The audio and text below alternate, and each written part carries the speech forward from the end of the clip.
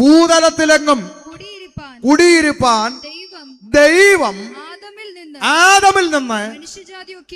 ഇപ്പൊ ഒന്നുകൂടെ ക്ലിയറായി വല്ല തലക്കറിയോ? ഭൂതലത്തിലെങ്ങും കുടിയിരിപ്പാൻ ദൈവം. അപ്പൊ ദൈവം എന്ന് പറഞ്ഞാൽ കേവലം ഒരു പഞ്ചായത്തിൽ കുടിയിരിക്കുന്ന പുള്ളി അല്ല. ദൈവം ഏതെങ്കിലും ഒരു വില്ലേജിന്റെ അകത്ത് ഒതുങ്ങുന്ന പുള്ളി അല്ല. ദൈവം ഏതെങ്കിലും ഒരു ജില്ലക്കകത്ത് ഒതുക്കാൻ പറ്റുന്നവൻ അല്ല. ദൈവം ഏതെങ്കിലും ഒരു സ്റ്റേറ്റിന്റെ അകത്ത് ഒതുങ്ങുന്നവൻ അല്ല. ഭൂതലത്തിലെങ്ങും കുടിയിരിക്കുന്നവനാണ് ദൈവം. ശ്രദ്ധിച്ചു കേട്ടോണം. അപ്പൊ പാസ്റ്ററെ, ദൈവം എവിടാ കുടിയിരിക്കണേ? 24 വാക്യം വായിച്ച മോനെ. ദൈവം എവിടാ കുടിയിരിക്കണേ? 24 വാക്യം. ലോകവും അതിൽ കാണുന്നതൊക്കെയും ഉണ്ടാക്കിയ ദൈവം സ്വർഗത്തിനും ഭൂമിക്കും നാഥനാകൊണ്ട് കൈപ്പണിയായ കെട്ടിടങ്ങളിൽ വാസം ചെയ്യുന്നില്ല. എല്ലാ ക്രിസ്ത്യാനിയും കേട്ടോ തിരുവെഴുത്ത്. ലോകവും അതിൽ കാണുന്ന സകലത്തെയും ഉണ്ടാക്കിയ മഹാദൈവം, സ്വർഗത്തിനും ഭൂമിക്കും നാഥനായി നിറഞ്ഞു നിൽക്കുന്ന ദൈവം മനുഷ്യന്റെ കൈപ്പണിയായ കെട്ടിടങ്ങളിൽ കുടിയിരിക്കുന്നില്ല. മനുഷ്യന്റെ കൈപ്പണിയായിട്ട് ഉണ്ടാക്കി വെക്കുന്ന കെട്ടിടങ്ങളിൽ ഇരിക്കുന്നവനല്ല ദൈവം. മനസ്സിലായോ? മൂക്കി ശ്വാസമുള്ള പേട്ട് മനുഷ്യന്റെ കൽപ്പനകൾക്കനുസരിച്ച് ഇരിക്കാനും എഴുന്നേൽക്കാനും നടക്കാനും കിടക്കാനും അടയ്ക്കാനും തുറക്കാനും നിന്റെ കീഴെ പണിയെടുക്കുന്ന ബംഗാളി അല്ല ദൈവം. ബംഗാളിയോട് പറഞ്ഞാൽ അവൻ ചിലപ്പോൾ ശരി സേട്ടാ, അങ്ങനെ ചെയ്യാൻ സേട്ടാ എന്ന് പറയും. അതുപോലെ മൂക്കി ശ്വാസമുള്ള പേട്ട് മനുഷ്യന്റെ കൽപ്പനയ്ക്കനുസരിച്ച് താളം തുള്ളുന്നവനല്ല സകലത്തെ സൃഷ്ടിച്ച മഹാദൈവം. മനസ്സിലായോ? ഇനിയും മനസ്സിലായിട്ടില്ല. ഒരു കുഞ്ഞു കാര്യം ചോദിക്കാം. മനുഷ്യനെ സൃഷ്ടിച്ചത് ആര്? മക്കളെ പറ. മനുഷ്യനെ സൃഷ്ടിച്ചത് ആര്? ദൈവം. ഇന്ന് ദൈവത്തെ സൃഷ്ടിക്കുന്ന ആര്? മനുഷ്യൻ. ആട്ടോ, കുഞ്ഞുങ്ങൾക്ക് മനസ്സിലായിട്ടും ഇവിടെ പലതിൻ്റെയും തല ഇത് കയറിയിട്ടില്ല. മനുഷ്യനെ സൃഷ്ടിച്ചത് ദൈവം. ഇന്ന് ദൈവത്തെ സൃഷ്ടിക്കുന്നത് മനുഷ്യൻ. മൂക്കി ശ്വാസമുള്ള പേട്ട് മനുഷ്യൻ. അവൻ സൃഷ്ടിച്ചു തരും. ഇരിക്കുന്ന വേണോ, നടക്കുന്ന വേണോ, കിടക്കുന്ന വേണോ, ബ്ലാക്ക് ആൻഡ് വൈറ്റ് വേണോ, കളർ വേണോ, ലിപ്സ്റ്റിക് ഇട്ട് വേണോ, ഇടാത്ത വേണോ, ആരുണ്ടാക്കി തരും? ഈ പേട്ട് മനുഷ്യൻ. മേപ്പോട്ട് വലിക്കുന്ന ശ്വാസം കീപ്പോട്ട് വിടാൻ പറ്റാതെ പോയാൽ വാഴപ്പിണ്ടി പോലെ കിടക്കുന്ന ഈ പേട്ട് മനുഷ്യനാണ് സൃഷ്ടാവിനെ ഉണ്ടാക്കുന്നത്. ഇതിലും വലിയ മണ്ടത്തര ഉലകത്തിലുണ്ടോ? എടാ, ഇവിടെ ഡിഗ്രി, MBBS, MD ഒക്കെ പഠിച്ച ഡോക്ടർമാര് അവരെ കൊണ്ടാവുന്ന പണി 58 ചെയ്ത് ഒടുവിൽ പറയുന്നൊരു വാചകമുണ്ടായി: ഞങ്ങളെ കൊണ്ട് ഒക്കുന്നത് ഞങ്ങൾ ചെയ്തു, ഇനി നിങ്ങൾ ദൈവത്തോട് പ്രാർത്ഥിക്കാൻ. സകലമാന ഡിഗ്രിക്കും മേലെയാണ് ദൈവം. ഈ പേട്ട് മനുഷ്യൻ ഇത് മനസ്സിലാകുന്നില്ല. വേദപുസ്തകം പറയുന്നു, ലോകവും അതിലുള്ളതൊക്കെയും ഉണ്ടാക്കിയ ദൈവം, സ്വർഗത്തിനും ഭൂമിക്കും നാഥനായ മഹാദൈവം, മനുഷ്യന്റെ കൈപ്പണിയായ കെട്ടിടങ്ങളിൽ ദൈവം വസിക്കുന്നില്ല. അപ്പൊ ചോദിക്കും, പിന്നെ എവിടാ പാസ്റ്ററെ ദൈവം വസിക്കുന്നത്? ഉത്തരം ഇന്ന് രാത്രി പറയാം. ദേശം കേട്ടോ. എന്റെയും നിന്റെയും ഹൃദയമാകുന്ന മന്ദിരത്തിൽ വസിക്കുവാനാണ് സ്വർഗത്തിലെ ദൈവം ആശിക്കുന്നത്.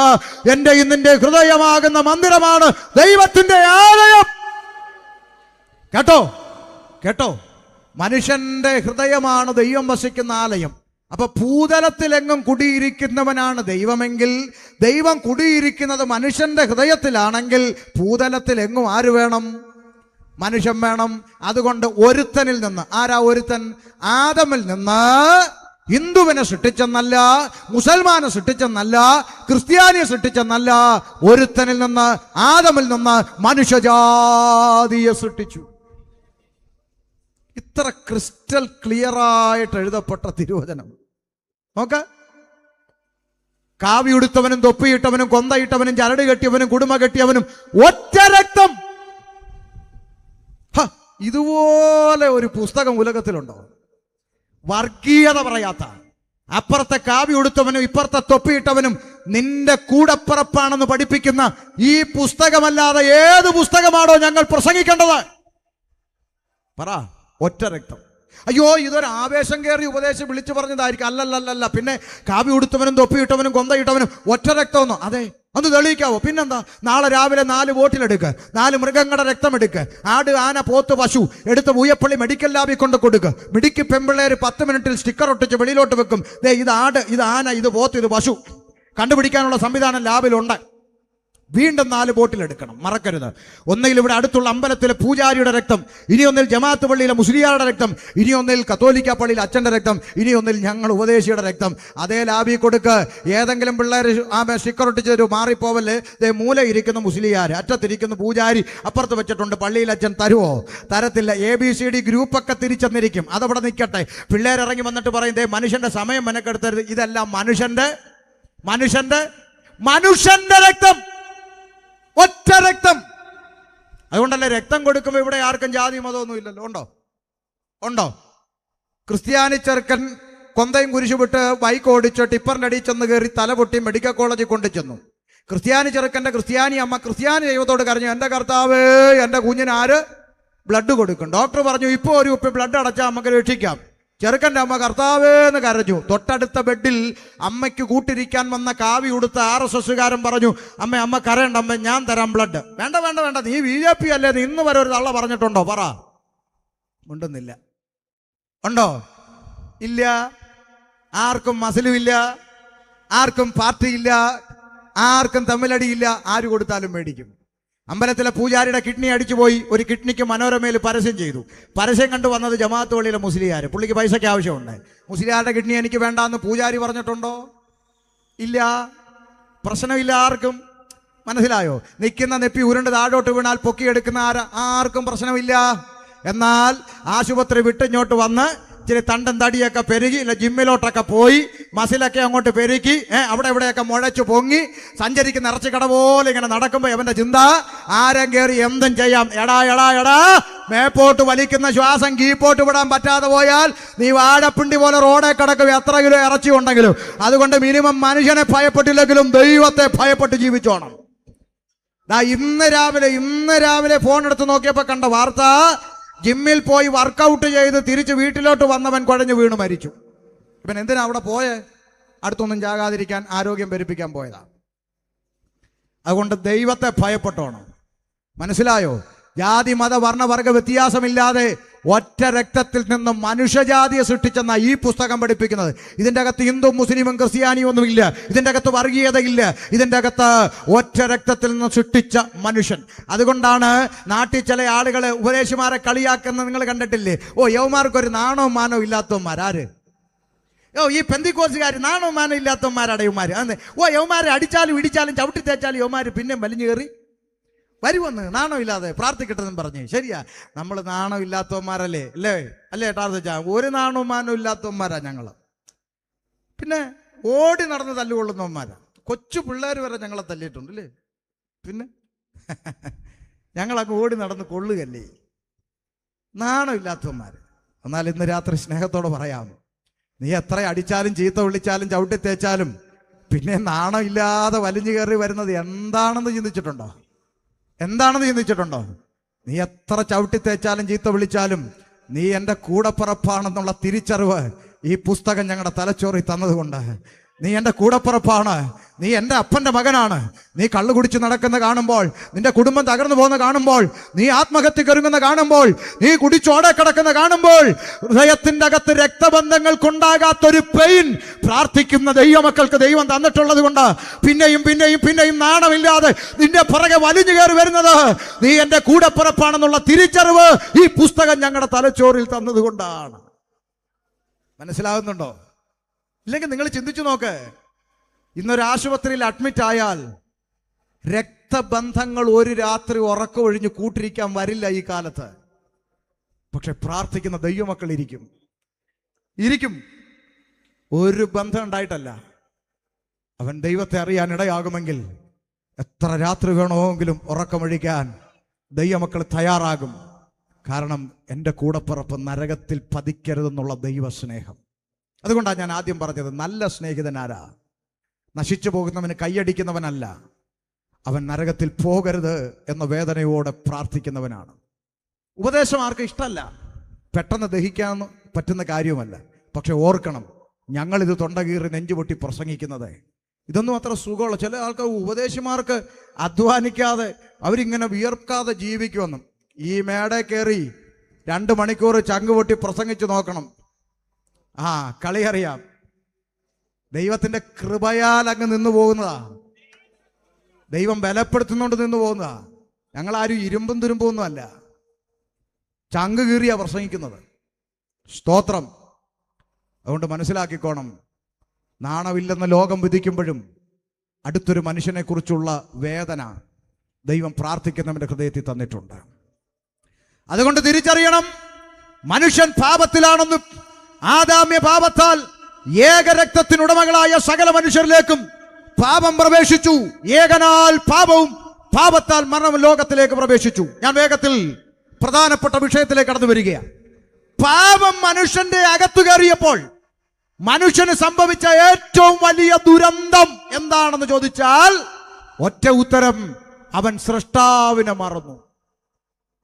മനുഷ്യൻ സൃഷ്ടാവിനെ മറന്നു, സൃഷ്ടിക്ക് മഹത്വം കൊടുത്തു. പാപമെന്ന ഇരുട്ട് മനുഷ്യന്റെ ഹൃദയത്തിൽ പ്രവേശിച്ച് അവന്റെ ഹൃദയം ഇരുണ്ടുപോയി. അതുമൂലം മനുഷ്യന് സംഭവിച്ച ദുരന്തം എന്താണെന്നൊന്ന് കേട്ടെ. വായിക്കാൻ റോമാലേഖനം 1-ാം അധ്യായം 21, 22, 23 വാക്യങ്ങളിലേക്ക് വേഗത്തിൽ. റോമർ 1-ാം അധ്യായം 21, 22, 23 വാക്യങ്ങൾ. മനുഷ്യൻ ദൈവത്തെ അറിഞ്ഞിട്ടും അവനെ ദൈവമെന്നോർത്ത് മഹത്വീകരിക്കുകയോ നന്ദി കാണിക്കുകയോ ചെയ്യാതെ തങ്ങളുടെ നിരൂപണങ്ങളിൽ വ്യർത്ഥരായി തീർന്നു. കാരണം അവരുടെ വിവേകമില്ലാത്ത ഹൃദയം ഇരുണ്ടുപോയി. അവന്റെ ഹൃദയത്തിന്റെ അകത്ത് ഇരുട്ട് പ്രവേശിച്ചപ്പോൾ ദൈവത്തെ മറന്നു. ദൈവത്തിന് കൊടുക്കേണ്ട മഹത്വം ദൈവത്തിന് കൊടുക്കാതെ സൃഷ്ടാവിനെ മറന്നു. എന്നിട്ട് എന്ത് ചെയ്തു? വായിച്ചേ. ജ്ഞാനികൾ എന്ന് പറഞ്ഞുകൊണ്ട് അവർ മൂഢരായി പോയി. എന്റെ പ്രിയപ്പെട്ടവരെ, നമ്മൾ ഈ പലരോട് സുവിശേഷം പറയുമ്പോൾ ഇവരുടെ ധാരണ എന്താ? എനിക്കെല്ലാം അറിയാം, എന്നെ ആരും. ഞാൻ തിരുവനന്തപുരത്തിനടുത്ത് തെക്കേ അറ്റം പാലോട് ഒരു യോഗത്തിന് പോയി വർഷങ്ങൾക്ക് മുമ്പ്. അപ്പൊ ആ യോഗത്തിൽ ഇച്ചിരി നേരത്തെ ചെന്നുകൊണ്ട് വീട്ടുകാരൻ പറഞ്ഞു, എൻ്റെ ഒരു ബന്ധു അപ്പുറത്തുണ്ട്, പള്ളിയിലൊന്നും വരത്തില്ല, എന്നാലും ഒന്ന് പോയി സംസാരിക്കാം. ഞാൻ പറഞ്ഞു പോകാം. പുള്ളി വല്ലോ ചീത്തം വിളിച്ച കേട്ടോണം. ഞാൻ പറഞ്ഞു അതൊക്കെ എത്ര കേട്ടിരിക്കുന്നു, കേൾക്കാം. അവിടെ ചെന്നപ്പം പുള്ളി ചീത്തയൊന്നും വിളിച്ചില്ല, സ്നേഹത്തോടെ സംസാരിച്ചു. ഞാനിങ്ങനെ സുവിശേഷം പറഞ്ഞു കൊടുത്തപ്പോൾ എന്നോട് ചോദിച്ചു, മോനെ മുസ്ലിമിൽ നിന്നാ വന്നല്ലേ? നന്നായി. എത്ര കാലമായി? ഞാൻ 7-8 വർഷമായി. അന്ന് ഞാൻ പറഞ്ഞു 8 വർഷമായി. അത്രയല്ലേ ഉള്ളൂ. എനിക്ക് വയസ്സ് 54 ഉണ്ട്. ഞാൻ പറഞ്ഞു മനസ്സിലായില്ല. 54 വർഷമായിട്ട് ക്രിസ്ത്യാനിയായി ജീവിക്കുന്ന എൻ്റെ അടുത്താണോ ഇന്നലെ വന്ന മോൻ യേശുവിനെ കുറിച്ച് കണ്ടോ? ധാരണ കണ്ടോ? എനിക്കെല്ലാം ഇപ്പൊ എനിക്ക് മനസ്സിലായി. ഇനി ഇദ്ദേഹത്തോട് പറഞ്ഞിട്ട് കുടം കമഴ്ത്തി വെച്ച് വെള്ളം ഒഴിച്ചിട്ട് കാര്യമില്ല. ഇപ്പം ഞാൻ പറഞ്ഞു ആട്ടെ അച്ഛാ, ദൈവം അനുഗ്രഹിക്കട്ടെ. ഞാനൊന്ന് ഒരു വാക്ക് പ്രാർത്ഥിച്ച് അങ്ങ് പോവാം. പ്രാർത്ഥിച്ചു, അതിപ്പം നല്ല കാര്യം. എഴുന്നേറ്റ് പ്രാർത്ഥിക്കാൻ നിന്നപ്പം ഹൃദയത്തിൽ ചുമ്മാ ഒരു ക്യൂരിയോസിറ്റി വന്നിട്ടെ ഞാൻ അച്ഛനോട് ചോദിച്ചു, അച്ഛാ ഞാൻ ഒരു കാര്യം ചോദിച്ചോട്ടെ, എന്നാ മോനെ? ഞാൻ പറഞ്ഞു അല്ല അച്ഛാ, ഈ യേശുവിൻ്റെ പേരെന്നാ? എന്താന്ന്? യേശുവിൻ്റെ 54 വർഷമായിട്ട് ക്രിസ്ത്യാനിയല്ലേ അദ്ദേഹം. ഞാൻ ചോദിച്ചു യേശുവിൻ്റെ പേരെന്നാ? പുള്ളി പറഞ്ഞ വാക്ക് അതുപോലെ ഞാനങ്ങ് പറഞ്ഞാൽ പുള്ളി പറയാ, യാശുവിൻ്റെ പേര് യാശു, ഇപ്പൊ വേറെ എന്തൊരു പേരിരിക്കണം യേശുവിനെന്ന്. യാശുവിൻ്റെ പേര് യാശു, ഇപ്പൊ വേറെ എന്തൊരു പേരിരിക്കണം യേശുവിനെന്ന്. പുള്ളി മനസ്സിലായോ? സൺഡേ ക്ലാസ്സിലെ കുഞ്ഞുങ്ങളോട് ചോദിച്ചാൽ അവർ പറയും ദൈവം നമ്മോട് കൂടെ എന്നർത്ഥമുള്ള ഇമ്മാനുവേൽ എന്ന് അവന് പേര് വിളിക്കപ്പെടും. 54 വർഷം ക്രിസ്ത്യാനിയാ. സൺഡേ ക്ലാസ്സിലെ കുഞ്ഞിന് അറിയുന്ന കാര്യം അറിയത്തില്ല. മനസ്സിലായോ? അറിയണമെങ്കിൽ പുസ്തകം വായിക്കണം അമ്മാമേ. അറിയണമെങ്കിൽ പുസ്തകം വായിക്കണം വച്ചാ. അതെങ്ങനെ? വേദപുസ്തകം എടുത്ത് ചോക്കഴിച്ച് വെച്ച് കറണ്ട് ചാർജിൻ്റെ കോപ്പിയും കരപടച്ചതിൻ്റെ രസീതും തൊഴിലുറപ്പിൻ്റെ ചീട്ടും നോട്ടീസും തുണ്ട് പേപ്പറും എല്ലാം കൊണ്ട് ചെന്ന് ബൈബിൾ പോക്കി അതിൻ്റെ അകത്തോട്ട് കയറ്റി വെച്ചിട്ട് ചെമ്പരത്തിപ്പൂവും പറിച്ചിട്ട് ചന്ദനത്തിരിയും കത്തിച്ച് പുകച്ച് പുസ്തകം എടുത്ത് ചോക്കഴിച്ച് വെച്ചേച്ച് റോഡേ കൂടെ ഓലക്കാലം പിടിച്ചുകൊണ്ട് നടക്കും. ഓലക്കാല് പിടിക്കുന്ന അഭിമാനം, തിരുവഴുത്തും പിടിച്ചുകൊണ്ട് നടക്കുന്നത് ഇച്ചീച്ചി. നീ എന്ന് മാനസാന്തരപ്പെടുവടാ ക്രിസ്ത്യാനി. മനസ്സിലായോ? തിരുവഴുത്ത് പിടിച്ചോണ്ട് പോകുന്ന കാണുമ്പോൾ അയ്യ, ബൈബിള് കൊണ്ടുപോവുകയല്ല. ബൈബിള് ഓലക്കാല് കൊണ്ടുപോകുന്നത് അഭിമാനം. മനസ്സിലാവുന്നുണ്ടോ? വീട്ടിൽ പോയി ആ പൊടിയൊക്കെ ഒന്ന് തട്ടിക്കളഞ്ഞ് ആ തുണ്ട് പേപ്പറും ചീട്ടൊക്കെ മാറ്റിയിട്ട് വേദപുസ്തകം എടുത്തൊന്ന് വായിക്കാൻ തുടങ്ങാൻ, അപ്പം കണ്ണു തുറക്കും. മനസ്സിലാകുന്നുണ്ടോ? ആമേൻ. അതുകൊണ്ട് ഇവിടെ എഴുതി വച്ചിരിക്കുകയാണ്, ആമേൻ, അവരുടെ വിവേകമില്ലാത്ത ഹൃദയം ഇരുണ്ടു, ജ്ഞാനികളെന്ന് പറഞ്ഞുകൊണ്ട് അവർ മൂഢരായിപ്പോയി. എന്നിട്ട് ചെയ്തത് എന്താണെന്ന് കേട്ടോ, വായിക്കേ. അക്ഷയനായ ദൈവത്തിന്റെ തേജസ്സിനെ അവർ ക്ഷയമുള്ള മനുഷ്യൻ, പക്ഷി, നാൽക്കാലി, ഇഴജാതി എന്നിവയുടെ രൂപസാദൃശ്യമായി മാറ്റിക്കളഞ്ഞു. സർവശക്തനായ സൃഷ്ടാവിന് കൊടുക്കേണ്ട മഹത്വം മനുഷ്യൻ പങ്കുവെച്ച് ആർക്കൊക്കെ കൊടുത്തു? പറ. മനുഷ്യൻ, പക്ഷി, നാൽക്കാലി, ഒന്ന് പറഞ്ഞ എൻ്റെ കൂടെ. മനുഷ്യൻ, പക്ഷി, നാൽക്കാലി, ഇടജാതി. ഇന്ന് ശ്രദ്ധിച്ച്, മനുഷ്യന് മഹത്വം കൊടുത്തു. അപ്പം ദൈവത്തെ അങ്ങ് മറന്നു, മനുഷ്യന് മഹത്വം കൊടുത്തു. അപ്പം ഇവിടെ ആരുണ്ടായി? ആൾ ദൈവങ്ങൾ ഉണ്ടായി. മൂക്കി ശ്വാസമുള്ള വേട്ടു മനുഷ്യൻ ഇവിടെ ഇപ്പൊ ആരാ? ആൾ ദൈവങ്ങളാ, അല്ലേ? ഇപ്പൊ മുക്കിന് ആൾ ദൈവങ്ങൾ എഴുന്നേറ്റുകൊണ്ടിരിക്കുക. ചില മാസങ്ങൾക്ക് മുമ്പ് ഞാനും വായിച്ചു പത്രത്തിൽ, കേരളത്തിൽ അറിയപ്പെടുന്ന ഒരു ആൾ ദൈവത്തിന് പനിയാ, പ്രാർത്ഥിക്കണമെന്ന്. മുക്കിന് ആൾ ദൈവങ്ങൾ ഉണ്ടാവുക. സൃഷ്ടാവിനെ അങ്ങ് മറന്നിട്ട് സൃഷ്ടിയായ മനുഷ്യന് മഹത്വം കൊടുക്കുക. മനുഷ്യന് മഹത്വം കൊടുത്തു. അടുത്തത് പക്ഷിക്ക് മഹത്വം കൊടുക്കുന്ന ജനം. അടുത്തത് നാൽക്കാലിക്ക് മഹത്വം കൊടുക്കുന്നു. അടുത്തത് ഇടജാതിക്ക് മഹത്വം കൊടുക്കുന്നു. പിന്നെ ക്രിസ്ത്യാനിക്ക് ഇതൊന്നും സെപ്പറേറ്റ് വെച്ചുകൊണ്ട് നടക്കാൻ നേരമില്ലാത്തതുകൊണ്ട് അവർ ഈ നാലിനെയും കൂടെ ഒന്നിച്ച് ഒരു കൂട്ടിലങ്ങാക്കി. നാൽക്കാലി, അതിൻ്റെ മേലെ ഇരുകാലി മനുഷ്യൻ, കീഴെ ഇടജാതി. അപ്പൊ നിങ്ങൾ ചോദിക്കും പക്ഷിയോന്ന്. വീട്ടിൽ പോയി ആ ഫോട്ടോയ്ക്കകത്ത് ഒന്നുകൂടെ കണ്ണു തുറന്നു നോക്കണം. ആ ഇടജാതിക്ക് ഇങ്ങനെ 2 ചിറക് വരച്ച് വെച്ചിട്ടുണ്ട്. എന്നിട്ട് കവലയിൽ ഒരു കണ്ണാടിക്കൂട് അടിച്ചങ്ങ് വെച്ചു. ദൈവത്തിന് കൊടുക്കേണ്ട മഹത്വം 4നെയും കൂടെ ഒന്നിച്ച് ഒരു കൂട്ടിലാക്കി വെച്ചു. മനസ്സിലായോ വല്ലോ? പോവാ. എന്നിട്ടും പറയുന്നു ഞങ്ങൾ പണ്ടേ. നാളെ ഒരിടത്ത് ഈ വചനപ്രസംഗം കേട്ടേച്ച് മനസ്സിലാക്കുന്ന ജനം ഉണ്ട് കേട്ടോ. ഇപ്പൊ ഈ യൂട്യൂബിലൂടെ ഈ വചനപ്രസംഗം കേട്ടേച്ച് ഒരു മനുഷ്യൻ പുരോഹിതരുടെ അടുത്ത് ചെന്നിട്ട് പറഞ്ഞു, ഞാൻ വചനം പരിശോധിച്ചപ്പോൾ അങ്ങേര് പറഞ്ഞ ശരിയാ, ദൈവത്തെ മാത്രമേ ആരാധിക്കാവൂ എന്നാണ് 1-ാം കൽപ്പന.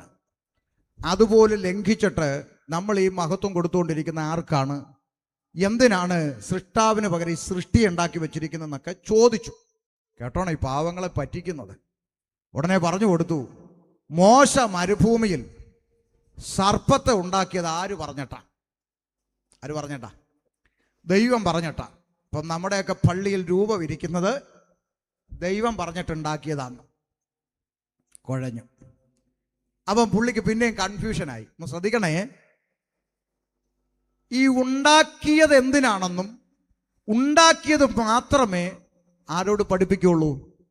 കുഞ്ഞാടുകളെ പഠിപ്പിക്കുള്ളൂ. അതിനുശേഷം എന്ത് സംഭവിച്ചു എന്ന് എന്ത് ചെയ്യില്ല? പഠിപ്പിക്കില്ല. ഞാൻ വായിച്ചു കേൾപ്പിക്കാം. 2 രാജാക്കന്മാരുടെ പുസ്തകം 18-ാം അധ്യായം 1 മുതൽ ഒന്ന് വായിച്ചാട്ടെ. വേഗം വായിച്ചേ, വേഗം. ഇസ്രായേൽ രാജാവായ ഏലായുടെ മകനായ ഹോശയുടെ 3-ാം ആണ്ടിൽ യഹൂദ രാജാവായ ഹിസ്കിയാവ് രാജാവായി. അടുത്തത് അവൻ വാഴ്ച തുടങ്ങിയപ്പോൾ അവൻ 25 വയസ്സായിരുന്നു. ഇങ്ങോട്ട് ശ്രദ്ധിച്ചേ, കൊച്ചു വായിച്ചോളൂ. ഇങ്ങോട്ട് ശ്രദ്ധിച്ചേ. ഈ ഹിസ്കിയാവ് എന്ന് പറയുന്ന മനുഷ്യൻ രാജാവായപ്പോ എത്ര വയസ്സ്? 25 വയസ്സ്. അടുത്തത് അവൻ യെരൂശലേമിൽ 29 സംവത്സരം വാണു. 25-ാം വയസ്സിൽ രാജാവായവൻ എത്ര വർഷം ഭരിച്ചു? 29 വർഷം ഭരിച്ചു. മനസ്സിലാക്കാൻ വേണ്ടിയായി പറഞ്ഞു തരുന്നത്. അടുത്തത് അവന്റെ അമ്മയ്ക്ക് അബി എന്നു പേര്. നല്ല പേരല്ലേ? അതിനിപ്പോ എന്നാ കുഴപ്പം? അവന്റെ അമ്മയ്ക്ക് അബി എന്ന് പേര്, നല്ല പേര്. അവൾ സെഖര്യാവിന്റെ മകളായിരുന്നു. ആയിക്കോട്ടെ, നമുക്ക് എന്നാ കുഴപ്പം? സെഖര്യാവിന്റെ മകളായിരുന്നു. അവൻ തന്റെ പിതാവായ ദാവീദ് ചെയ്തതുപോലെയൊക്കെയും യഹോവയ്ക്ക് പ്രസാദമായുള്ളത് ചെയ്തു. ആര്? ഹിസ്കിയാ രാജാവ് സ്വർഗത്തിലെ തമ്പുരാൻ യഹോവയ്ക്ക് ഇഷ്ടമായത് ചെയ്തെന്ന്. എന്താ ഇഷ്ടമായത്? വായിക്കേ. അവൻ പൂജാഗിരികളെ നീക്കി. കാതു തുറന്ന് കേട്ടോ ക്രിസ്ത്യാനി. പൂജാഗിരികളെ നീക്കി, വിഗ്രഹസ്തംഭങ്ങളെ തകർത്ത് അശേര പ്രതിഷ്ഠയെ വെട്ടിമുറിച്ച് മോശ ഉണ്ടാക്കിയ താമ്രസർപ്പത്തെയും ഉടച്ചു കളഞ്ഞു. ഒന്നുകൂടെ. മോശ ഉണ്ടാക്കിയ താമ്രസർപ്പത്തെയും ഉടച്ചു കളഞ്ഞു. മോശ ഉണ്ടാക്കിയ താമ്രസർപ്പത്തെ ഹിസ്കിയാവ് പറിക്കാൻ കയറിയപ്പോ ഉടച്ചെന്ന്. എന്തിനാ ഉടയ്ക്കാൻ കാര്യം? അടുത്ത വാക്ക്. ആ കാലം വരെ ഇസ്രായേൽ മക്കൾ അതിന് ധൂപം കാട്ടി വന്നു. അയ്യോ, ധൂപം കാട്ടുന്നത് അത്ര മോശമാണോ? അതിന്റെ മുമ്പിൽ ധൂപം കാട്ടി. അടുത്തത് അതിന് നെഹുഷ്ഠാൻ എന്ന് പേരായി. അതിന് നെഹുഷ്ഠാൻ എന്ന് പേര് വിട്ടു. നോക്ക്, മരുഭൂമിയിൽ താമ്രസർപ്പത്തെ ഉയർത്താൻ പറഞ്ഞത് എന്തിനാ? ആമേ, അഗ്നിസർപ്പത്തിന്റെ കടിയേറ്റും മരണത്തിലേക്ക് പോകുന്ന ആളുകൾ ഒരു നാണയത്തുട്ട് കൊടുക്കാതെ, ഒരു കിലോമീറ്റർ നടക്കാതെ, ഒരു വൈദ്യം നോക്കാതെ, ഒരു മെഴുകുതിരി കത്തിക്കാതെ ഉയർത്തപ്പെട്ട താമ്രസർപ്പത്തിലേക്ക് നോക്കിയാൽ മരണം മാറി ജീവനിലേക്ക് പ്രവേശിക്കുമെന്ന് വിശ്വാസത്താലുള്ള രക്ഷ, അഥവാ ഉയർത്തപ്പെട്ട കാൽവരിയിലേക്ക് നോക്കിയാൽ നരകത്തിലേക്ക് പോകാനിരിക്കുന്ന മനുഷ്യൻ നിത്യജീവൻ പ്രാപിക്കുമെന്നുള്ള രക്ഷയുടെ നിഴൽ മനുഷ്യൻ മനസ്സിലാക്കാൻ വേണ്ടി മോശയിലൂടെ ഒരു പ്രക്രിയ അവിടെ ചെയ്തു കൊടുത്തു. ആ പദ്ധതി ദൈവവും വിട്ടു, മോശയും വിട്ടു. ആര് വിട്ടില്ല? ഇസ്രായേൽ ജനം വിട്ടില്ല. ജനം അവിടുന്ന് അതിനെ എടുത്തോണ്ട് പോയി അതിനൊരു പേരിട്ടു, നെഹുഷ്ഠാൻ എന്ന പേര് വിട്ട് അതിന്റെ മുമ്പിൽ ധൂപം കാട്ടാൻ തുടങ്ങി. തമ്പുരാൻ പറഞ്ഞു ഉടക്കടാന്ന്. ഉടച്ചത് പഠിപ്പിച്ചില്ല, ഉണ്ടാക്കിയത് മാത്രമേ പഠിപ്പിച്ചിട്ടുള്ളൂ. അവിടെ ആ പ്രശ്നം മനസ്സിലായോ? സൃഷ്ടാവിന് കൊടുക്കേണ്ട മഹത്വം മാറി ഇതിന്റെ മുമ്പിൽ ധൂപം കാട്ടുന്നു കണ്ടപ്പോൾ അതിനെ ഉടയ്ക്കാൻ പറഞ്ഞ് യഹോവയ്ക്ക് പ്രസാദമുള്ളത് ചെയ്തു. ഇതൊക്കെ മനസ്സിലാക്കണം. ദൈവമക്കളെ വഞ്ചിക്കപ്പെടരുത് കേട്ടോ. അതുകൊണ്ട് പറയുക, ശ്രദ്ധിച്ചോ. ആമേൻ. ഇവിടെ ആദാമ്യ പാപത്തിൽ നിന്ന് മനുഷ്യവർഗത്തെ രക്ഷിക്കുവാനായി യാതൊരു സാധ്യതയും മുന്നിലില്ലാതെ സകല മനുഷ്യരും പാപത്തിന് അടിമപ്പെട്ട് സൃഷ്ടാവിനെ മറന്ന് സൃഷ്ടിക്ക് മഹത്വം കൊടുത്തു. കാരണം അവരുടെ ഹൃദയത്തിന്റെ അകത്ത് പാപമെന്ന് പറയുന്ന ഇരുട്ട് പ്രവേശിച്ചു. ഈ ഇരുട്ടിൽ നിന്ന് രക്ഷ പ്രാപിക്കുവാൻ കാലങ്ങളായി മനുഷ്യൻ ദൈവത്തോട് നിലവിളിക്കാൻ തുടങ്ങി. മോക്ഷമാർഗം കണ്ടെത്തി. മനുഷ്യൻ നേർച്ച കാഴ്ചകൾ നടത്തി കിട്ടിയില്ല, തീർത്ഥയാത്രകൾ നടത്തി കിട്ടിയില്ല, പുണ്യകർമ്മ ക്രിയാദികൾ നടത്തി കിട്ടിയില്ല. മോക്ഷം തേടി, ഈശ്വര കടാക്ഷം തേടി ഈ ഇരുട്ടിൽ നിന്ന് വെളിച്ചത്തിലേക്ക് നയിക്കപ്പെടുവാൻ കാലങ്ങളായി മനുഷ്യൻ ദൈവത്തോട് നിലവിളിച്ചു. സകല മനുഷ്യന്റെയും നിലവിളിക്ക് മറുപടിയായി ഇന്നേക്ക് 2000 വർഷങ്ങൾക്കപ്പുറത്ത് സാക്ഷാൽ ദൈവം വേഷത്തിൽ മനുഷ്യനായി ലോകത്തിലേക്ക് ഇറങ്ങി വന്ന് പാലസ്തീന്റെ പച്ചമണ്ണിൽ കാലമർത്തി ചവിട്ടി നിന്ന് ലോകത്തോട് വിളംബരം ചെയ്തൊരു ശബ്ദം, ഞാൻ ലോകത്തിന്റെ വെളിച്ചമാകുന്നു, എന്നിൽ വസിക്കുന്നവരാരും ഇരുളിൽ നടക്കുകയില്ല.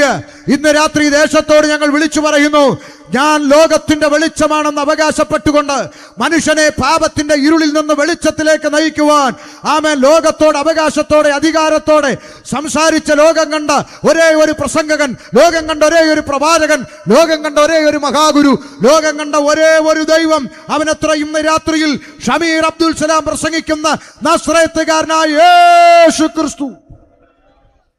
അതുകൊണ്ട് ഇന്ന് രാത്രി ഞങ്ങൾ ദേശത്തോട് വിളംബരം ചെയ്യുന്നു, മറ്റൊരുത്തനിലും രക്ഷയില്ല, മറ്റൊരുത്തനിലും രക്ഷയില്ല.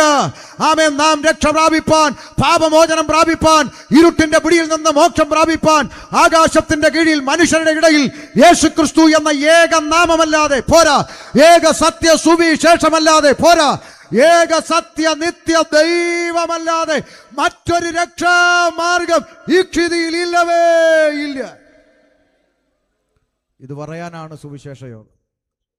ഇത് പറയാനാ ദൈവം അയച്ചു. ഇത് പറഞ്ഞില്ലെങ്കിൽ അത് സുവിശേഷ യോഗം അല്ല. അതുകൊണ്ട് വിളിച്ചു പറയാം, മറ്റൊരുത്തനിലും രക്ഷയില്ല. യേശുക്രിസ്തു അല്ലാതൊരു രക്ഷകനില്ല.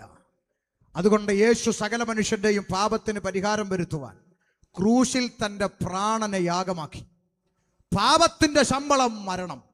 മരണമെന്ന ശിക്ഷാവിധി സ്വയം ഏറ്റെടുത്തുകൊണ്ട് കർത്താവ് കാൽവരിയിലേക്ക് കടന്നു കയറി. കാൽവരിയിൽ തന്റെ പ്രാണനെ അർപ്പിച്ച് അരിമത്യക്കാരനായ യോസേഫിന്റെ കല്ലറയ്ക്കൽ യേശുക്രിസ്തുവിന്റെ ഭൗതിക ശരീരം അടക്കം ചെയ്യപ്പെട്ടു. ഇന്ന് രാത്രി ഞാൻ പറയാം, 3 ആണി കൊണ്ട് അരിമത്യക്കാരനായ യോസേഫിന്റെ കല്ലറ കൊണ്ട് എന്റെ യേശു അവസാനിച്ചിരുന്നെങ്കിൽ 3 ആണി കൊണ്ട് അവസാനിച്ച ഒരു യേശുവിനെ പ്രസംഗിക്കാൻ ഷമീർ വരത്തില്ല. 3 ആണി കൊണ്ട് അവസാനിച്ച ഒരു യേശുവിന് വേണ്ടി പാടാൻ ഇവിടെ ഒരു കൊയർ ടീം ഉണ്ടാകത്തില്ല.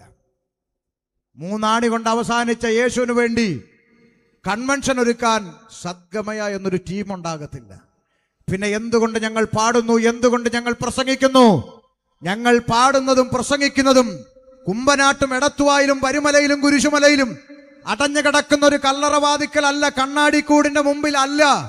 ഉലക മഹാന്മാർ അഖിലരും ഒരുപോൽ കല്ലറയ്ക്കകത്ത് ഒതുങ്ങിക്കിടക്കുമ്പോൾ ഇന്ന് രാത്രി ഞാൻ പ്രസംഗിക്കുന്ന യേശുക്രിസ്തു പാതാളത്തെ ജയിച്ചു, മരണത്തെ ജയിച്ചു, ലോകത്തെ ജയിച്ചു, പിശാചിനെ ജയിച്ചു. യേശുക്രിസ്തു ഉയർത്തെഴുന്നേറ്റു. ആ യേശുക്രിസ്തു ഇന്നും ഈ 9 മണിക്കും ജീവിക്കുന്നു എന്ന് വിശ്വസിക്കുന്നവർ ഇതിനകത്തുണ്ടെങ്കിൽ കരങ്ങൾ ഉയർത്തി ദൈവത്തെ സ്തുതിച്ചാട്ടെ. ഓ, എന്നാ സന്തോഷമാണ്. യേശു ജീവിക്കുന്നെന്ന് ഇന്ന് ഈ 9 മണിക്കും ജീവിക്കുന്ന വിശ്വസിക്കുന്നുണ്ടോ? ഒന്ന് കൈവക്കി കാണട്ടെ. എന്തൊരു സന്തോഷം, സന്തോഷം. നിങ്ങളെല്ലാം വിശ്വസിക്കുന്ന യേശു ഇപ്പോഴും ജീവിക്കുന്നു, അല്ലേ? അല്ലേ? സന്തോഷം. ഞങ്ങളുടെ വീട്ടിൻ്റെ അടുത്ത് പലരും പല വീട്ടുകളിലും യേശു ചത്തുകുത്തി ഭിത്തിയിലിരിക്കുക. സത്യമായിട്ടും നിങ്ങൾ വിശ്വസിക്കുന്ന യേശു ജീവിക്കുന്ന, അല്ലേ? പലരുടെയും വീട്ടിൽ യേശു ചത്തുകുത്തി ഭിത്തിയെ കയറി മാലയിട്ട് പോയി. നമ്മുടെ യേശു ജീവിക്കുന്നു. ഇവിടെ കുറച്ച് അപ്പന്മാരിരിപ്പുണ്ട്. അപ്പന്മാര്, ഞാൻ ചോദിക്കട്ടെ, സത്യമായി പറയാവോ? നിങ്ങൾ ജീവനോടെ സിറ്റ് ഔട്ടിൽ ഇരുന്ന് പത്രം വായിച്ചുകൊണ്ടിരിക്കുമ്പോൾ നിങ്ങളുടെ മോൻ നിങ്ങളുടെ ഫോട്ടോ എടുത്ത് ഭിത്തിയെ കൊണ്ട് ആണി അടിച്ച് മാലയിട്ട് തിരിയും കത്തിച്ച് വെച്ചേച്ച് അവിടെ വന്നു നിന്നുകൊണ്ട് പറയാം, പ്രിയപ്പെട്ട പപ്പായെ, ഇന്ന് പകൽക്കാലം പപ്പായോട് ഞാൻ അറിയിക്കുന്നു, കഴിഞ്ഞ പകൽക്കാലം കോളേജ് വിട്ട് വരുമ്പോൾ ടീച്ചർ എൻ്റെ ഡയറിയിൽ എഴുതി വിട്ടിരിക്കുന്നു, ഇന്ന് പകൽക്കാലം കോളേജ് കൊടുക്കാൻ 100 രൂപ കൊണ്ട് ചെല്ലണമെന്ന്. ആകയാൽ ഇന്ന് പകൽക്കാലം കോളേജ് കൊടുക്കാൻ 100 രൂപ തരണമെന്ന് പപ്പായോട് ഞാൻ മമ്മി മുഖാന്തരം അപേക്ഷിക്കുന്നു. ആമേൻ. എങ്ങനെ ഇരിക്കും? ഒരു മായവും ഇല്ല, സത്യസന്ധമായി മനസാക്ഷി തൊട്ട് പറ, സന്തോഷമാവുമോ?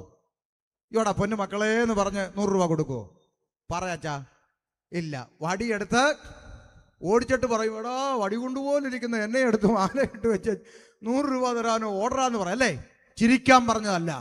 ഈ ലോകത്തിലെ അപ്പൻ്റെ ഹൃദയം വേദനിച്ചെങ്കിൽ എനിക്കും നിനക്കും വേണ്ടി മരിച്ചടക്കപ്പെട്ട് ഉയർത്തെഴുന്നേറ്റ് സ്വർഗത്തിൽ മധ്യസ്ഥനായി വക്കീലായി നിന്നുകൊണ്ട് ആമേൻ എനിക്കും നിനക്കും വേണ്ടി മധ്യസ്ഥ അണയ്ക്കുന്നവൻ, കല്ലേറുകൊണ്ട് മരിക്കാൻ തുനിഞ്ഞ സ്തേഫാനോസ് ആത്മാവിൽ നിറഞ്ഞു നോക്കിയപ്പോൾ സ്വർഗം തുറന്നിരിക്കുന്നതും ദൈവത്തിന്റെ മഹത്വവും അവൻ സൈഡിലുള്ള ഭിത്തിയിൽ യേശുവിന്റെ ഫോട്ടോയും കണ്ടെന്നല്ലടോ ക്രിസ്ത്യാനി.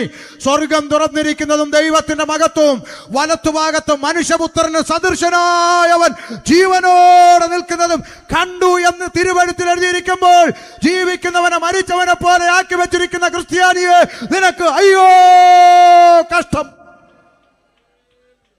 Praise the Lord. എന്റെ യേശു ജീവിക്കുന്നു. യേശു ഇന്നും ജീവിക്കുന്നു. യേശു ഉയർത്തെഴുന്നേറ്റു. 40ഓളം പ്രാവശ്യം ശിഷ്യന്മാർക്ക് പ്രത്യക്ഷനായ അനന്തരം യേശുക്രിസ്തു സ്വർഗാരോഹണം ചെയ്യുന്ന നിമിഷം വന്നു. എൻ്റെ കുറിവാക്യത്തിലേക്ക് ഞാൻ എത്തുക, വേഗത്തിൽ അവസാനിപ്പിക്കും. സ്വർഗാരോഹണം ചെയ്യുന്ന നിമിഷം വന്നു. ഒലിവുമലയിൽ നിന്ന് യേശു കർത്താവ് രൂപാന്തരപ്പെട്ട് സ്വർഗാരോഹണം ചെയ്യുന്ന നിമിഷം ശിഷ്യഗണം തല ഉയർത്തി നോക്കി നിൽക്കുമ്പോൾ 2 ദൂതന്മാർ വെളിപ്പെട്ടു വന്ന് ശിഷ്യന്മാരോട് പറഞ്ഞു. വായിക്കാം, അപ്പോസ്തല പ്രവൃത്തി 1:11. വായിക്കാം, 1:11. ഗലീല പുരുഷന്മാരെ, നിങ്ങൾ ആകാശത്തിലേക്ക് നോക്കി നിൽക്കുന്നത് എന്ത്? നിങ്ങളെ വിട്ട് സ്വർഗാരോഹണം ചെയ്ത ഈ യേശുവിനെ സ്വർഗത്തിലേക്ക് പോകുന്നവനായി നിങ്ങൾ കണ്ടതുപോലെ തന്നെ അവൻ വീണ്ടും വരും. ഇന്ന് രാത്രി ദേശത്തോട് ഞങ്ങൾ വിളംബരം ചെയ്യുന്നു, യേശു വീണ്ടും വരും. കുഞ്ഞുകളിയല്ല, യേശു വീണ്ടും വരും. ഇന്ന് നിന്നെ തടുത്തു നിർത്തുന്ന, തടസ്സം പറയുന്ന, കുറ്റപ്പെടുത്തുന്ന ഒരുത്തനും റെക്കമെൻഡ് ചെയ്യാനില്ലാത്ത ഒരു നിത്യതയിലേക്ക് നീ നിൽക്കും, ഒറ്റയ്ക്ക് നിൽക്കും. ഇന്ന് പലരും പറയൂ, അയ്യോ കച്ചന്മാരുള്ള കുടുംബവാടി, കന്യാസ്ത്രീയുള്ള കുടുംബവാടി പോകല്ലെന്നൊക്കെ പറയും. നിനക്ക് റെക്കമെൻഡ് ചെയ്യാൻ ഒരുത്തനും ഉണ്ടാവത്തില്ല. ഓർമ്മ വേണം. സ്തോത്രം. അതുകൊണ്ട് ചിന്തിച്ചോ, യേശു വീണ്ടും വരും എന്ന് ദൂതന്മാർ വിളംബരം ചെയ്തു. ഇത് കേട്ട ശിഷ്യന്മാർ എന്ത് ചെയ്യുന്നു? വായിക്കാം, വേഗം വായിക്കാം. ശിഷ്യന്മാർ യെരുശലേമിന് സമീപത്ത് ഒരു ശബ്ബത്ത് ദിവസത്തെ വഴി ദൂരമുള്ള ഒലിവുമല വിട്ട് ശ്രദ്ധിച്ചു കേട്ടോ, ക്ലിയർ ആയിട്ട് പറഞ്ഞു തരാം. ശിഷ്യന്മാർ ഒലിവുമല വിട്ട് യെരുശലേമിലേക്ക് തിരിച്ചു വന്നു. അവിടെ എത്തിയപ്പോൾ കേട്ടോ, അപ്പോസ്തലന്മാരായ ശിഷ്യന്മാർ മാളിക മുറിയിലോട്ട് കയറിപ്പോയവരുടെ പേര് വിവരങ്ങൾ പരസ്യമായി വായിക്കാൻ പോവുക. ബൈബിള് കയ്യിലുള്ള സകല ക്രിസ്ത്യാനിയും പരിശോധിച്ചിട്ട് നോക്കണം, അങ്ങനെ തന്നെ ആണോ അതോ ഉപദേശിമാർ ഇവിടെ വന്ന് കള്ളം പറഞ്ഞാണോ നോക്കണം. പേര് വിവരം വായിച്ചു കൊടുക്കും. ഞാൻ നിർത്തി കയറിപ്പോയവരുടെ പേര് വിവരം എന്താ എഴുതി വെച്ചേക്കുന്നു. പത്രോസ്. ആരാ പത്രോസ്? ഒന്നാമത്തെ പോപ്പ്, മാർപ്പാപ്പ എന്നൊക്കെ ചില ക്രിസ്ത്യാനികൾ പറയുന്ന പത്രോസ്. ഇരിക്കട്ടെ, നല്ലതാ, അത് മോശപ്പെട്ട കാര്യമല്ല. ഒന്നാമത്തെ പോപ്പ് പത്രോസ്, യോഹന്നാൻ, യാക്കോബ്, അന്ത്രയോസ്, ഫിലിപ്പോസ്, തോമാശ്ലീഹ, ബർത്തുലോമായി, മത്തായി, അൽഫയുടെ മകനായ യാക്കോബ്, എരിവുകാരനായ ശിമോൻ, യാക്കോബിന്റെ മകനായ യൂദാശ്ലീഹ. അപ്പം പത്രോസ്ലീഹ, തോമാശ്ലീഹ, യൂദാശ്ലീഹ, ഇവരെല്ലാവരും സ്ത്രീകളോടും യേശുവിന്റെ അമ്മയായ മറിയയോടും, അതാരാ? യേശുവിന്റെ അമ്മയായ മറിയയോടും അവന്റെ സഹോദരന്മാരോടും കൂടെ ഒരുമനപ്പെട്ട് പ്രാർത്ഥന കഴിച്ചു പോന്നു. നിക്കട്ടെ. അപ്പൊ ഒരു കാര്യം ഇവിടെ ഇരിക്കുന്നവർ സമ്മതിച്ചോ? കേറിപ്പോയവരുടെ കൂട്ടത്തിൽ ആരുണ്ട്? പത്രോസ് ലീഹയുണ്ട്, തോമാസ് ലീഹയുണ്ട്, യൂദാസ് ലീഹയുണ്ട്, യേശുവിന്റെ അമ്മയായ മറിയ ഉണ്ട്, മറ്റു സഹോദരിമാര്. സമ്മതിച്ചോ? അത് ഇനി അത് ഞങ്ങൾ ഉണ്ടാക്കി പറഞ്ഞാന്ന് വല്ലതും പറയുമോ? ഇല്ല, തിരുവെഴുത്തിൽ എഴുതിയിരിക്കുന്നു. ഇവരെല്ലാവരും പ്രാർത്ഥന കഴിച്ചു പോന്നു. പ്രാർത്ഥിച്ചുകൊണ്ടിരുന്നപ്പോ എന്ത് സംഭവിച്ചു? 2-ാം അധ്യായം 1-ാം വാക്യം. ഒന്നൂടെ. ഇവരിങ്ങനെ പ്രാർത്ഥിച്ചുകൊണ്ടിരുന്നപ്പോൾ അവരുടെ ഇടയിലോട്ട് കുറച്ച് പെന്തക്കോസുകാർ വന്നപ്പോൾ. അങ്ങനാണോ? ആണോ? പെന്തക്കോസുകാർ ആണോ? അങ്ങനെ ഒരു കാറുമില്ല മാമേ. പെന്തക്കോസ് നാൾ വന്നപ്പോൾ. അതെന്തുവാ? 50-ാം പെരുന്നാൾ ദിവസത്തിന്റെ പേരാണ് പെന്തക്കോസ്തു പെരുന്നാൾ. Day of Pentecost. പന്തക്കുസ്താ പെരുന്നാൾ ദിനം വന്നപ്പോൾ എല്ലാവരും ഒരു സ്ഥലത്ത് ഒന്നിച്ചു കൂടിയിരുന്നു. പെട്ടെന്ന് കൊടിയ കാറ്റടിക്കുന്ന പോലെ ആകാശത്തുനിന്ന് ഒരു മുഴക്കം ഉണ്ടായി. അവർ ഇരുന്നിരുന്ന വീട് മുഴുവൻ നിറച്ചു. അഗ്നിജ്വാല പോലെ പിളർന്നിരിക്കുന്ന നാവുകൾ അവർക്ക് പ്രത്യക്ഷമായി. അവരിൽ ഓരോരുത്തന്റെ മേൽ പതിഞ്ഞു. അടുത്ത വാക്ക് കാതു തുറന്ന് കേട്ടോണം. എല്ലാവരും പരിശുദ്ധാത്മാവ് നിറഞ്ഞവരായി. ആത്മാവ് അവർക്ക് ഉച്ചരിപ്പാൻ നൽകിയതുപോലെ അന്യഭാഷകളിൽ സംസാരിച്ചു തുടങ്ങി. എന്ത് സംസാരിച്ചു തുടങ്ങി? അന്യഭാഷകളിൽ സംസാരിച്ചു തുടങ്ങി. ഈ അന്യഭാഷ സംസാരിക്കുന്ന കൂട്ടത്തെയാണല്ലോ നാട്ടുകാരെന്ത് വിളിക്കുന്നത്? പെന്തക്കോസ് അല്ലേ? അങ്ങനെയാണെങ്കിൽ 1-ാമത്തെ പെന്തിക്കോസുകാരി ആര്? മറിയ. 1-ാമത്തെ പെന്തക്കോസുകാരൻ ആര്? പത്രോസ് ലീഗ. 1-ാമത്തെ പെന്തക്കോസുകാരൻ ആര്? തോമാസ് ലീഗ. 1-ാമത്തെ പെന്തക്കോസുകാരൻ ആര്? യൂദാസ് ലീഗ. ഇവരൊക്കെ കലവില പറഞ്ഞതിന് ശേഷമാണ് പൂയപ്പള്ളിക്കാർ പറയാൻ തുടങ്ങിയത്. അതുകൊണ്ട് പെന്തിക്കോസുകാർക്ക് അമ്മയില്ലെന്ന് ആരെങ്കിലും പറഞ്ഞാൽ നേരെ നോക്കി പറയണം, ആമേ നിങ്ങളുടെ പള്ളി ഫോട്ടോയേ ഉള്ളൂ, ഞങ്ങളുടെ കൂടെ ജീവനോടിരുന്ന അന്യഭാഷ പറഞ്ഞത് അല്ലേ? പുസ്തകത്തിലുള്ളതല്ലേ പറഞ്ഞേ? അവരെല്ലാവരും ആത്മാവിൽ നിറഞ്ഞ് അന്യഭാഷയിൽ സംസാരിക്കാൻ തുടങ്ങി. ആ ആത്മാവിന്റെ നിറവിൽ ഒരാൾ പ്രസംഗിക്കാൻ എഴുന്നേറ്റു. ആരാ മാമേ? പത്രോസ് ലീഹ. പോപ്പ് ആത്മാവിൽ നിറഞ്ഞ ഒറ്റ പ്രസംഗം അങ്ങോട്ട് നടത്തി. എന്ത് സംഭവിച്ചെന്ന് കേൾക്കണ്ടേ? 2:37 2:47 ആ കുറിവാക്യം 37 എത്തി. ഇപ്പൊ തീർക്കാം.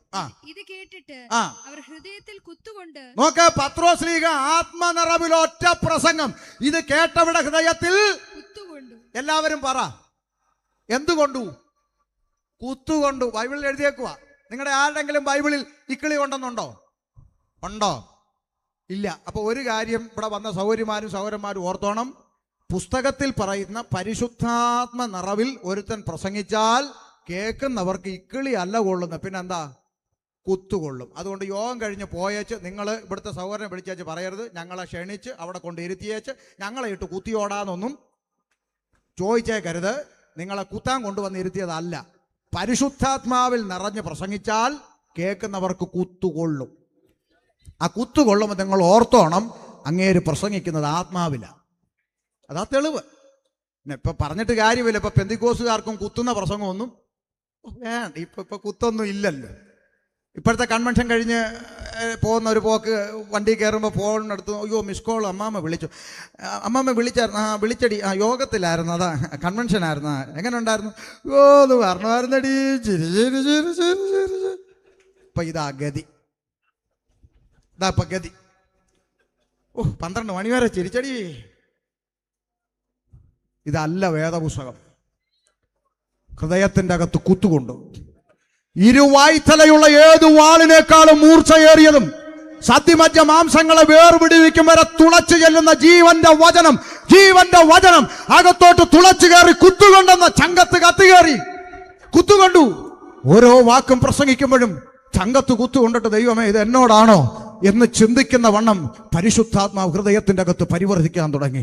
അവിടെ ഹൃദയത്തിൽ കുത്തുകൊണ്ടിട്ട് അവരെന്ത് ചെയ്തു? പത്രോസ് പ്രസംഗിച്ച പത്രോസിന്റെ കൊങ്ങായിക്ക് പിടിച്ചെന്നല്ല, പിന്നെന്താന്ന് വായിച്ചു കൊടുക്കുഞ്ഞേ? പത്രോസിനോടും ശേഷം അപ്പോസ്തലന്മാരോടും സഹോദരന്മാരായ പുരുഷന്മാരെ ഞങ്ങൾ എന്ത് ചെയ്യേണ്ടു എന്ന് ചോദിച്ചു. കുത്തുകൊണ്ടവർ നെഞ്ചെ കൈ വെച്ചോണ്ട് ചോദിച്ചു, ദൈവദാസന്മാരെ, നിങ്ങൾ ഓരോ വാക്കും പ്രസംഗിക്കുമ്പോൾ എന്റെ ചങ്കത്ത് കുത്തുകൊള്ളുമായിരുന്നു. പറ ഞങ്ങൾ എന്ത് ചെയ്യണം?